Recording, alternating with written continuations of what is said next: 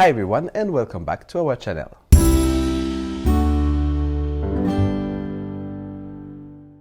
Today we are going to talk about the acidity in wine and its importance. So to begin, acidity is of course naturally present into the grapes, and as they ripen, the acidity content goes down. In the same way, while the acidity decreases during the ripening process, the sugar content increases into the grape.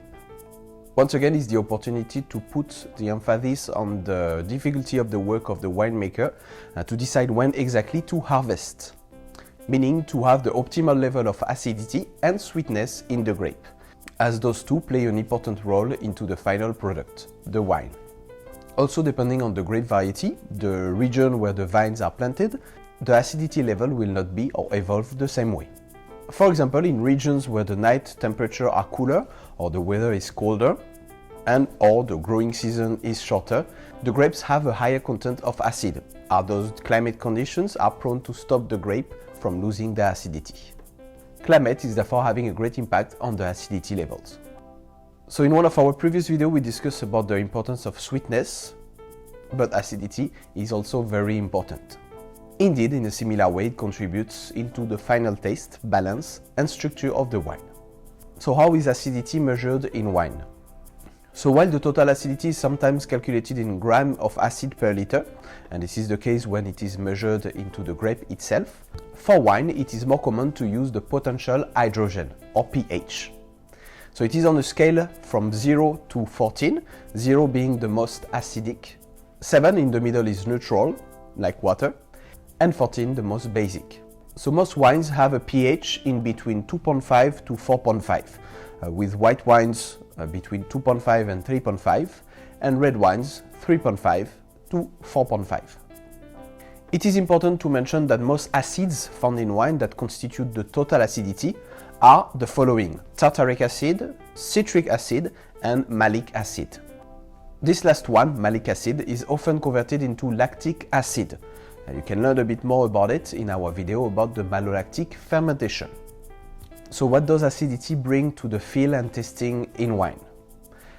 It brings liveliness, freshness, this refreshing or thirst-quenching sensation, or even sometimes mouth-watering.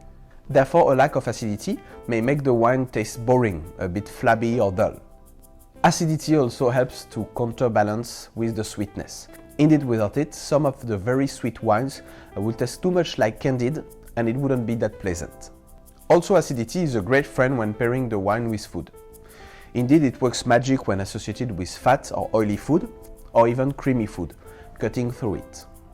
Wine with a bit of acidity definitely work well with acidic food, and it makes also wonders pairing a refreshing white wine with fish and seafood.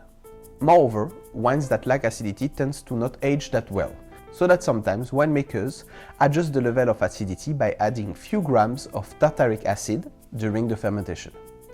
It helps improving the taste of the wine, but also the potential to age.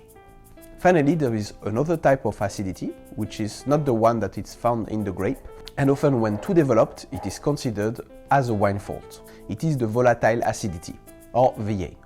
It is actually acetic acid created by bacteria and happens during or after the fermentation. When the bacteria is in contact with air, the VA will make the wine taste sour and bring unwanted aromas of vinegar. So acidity is definitely playing one of the important roles to make a great wine. It is all about balance, and when we say balance, it is an equilibrium between acidity, sweetness, tannins, and alcohol. So don't be too tough on your wine when you find some acidity in it. It is definitely an important element of it. So thank you for watching this video. We hope you liked it, and see you next time for another one. Cheers! Thank you for watching this episode, and don't forget to subscribe, like and share.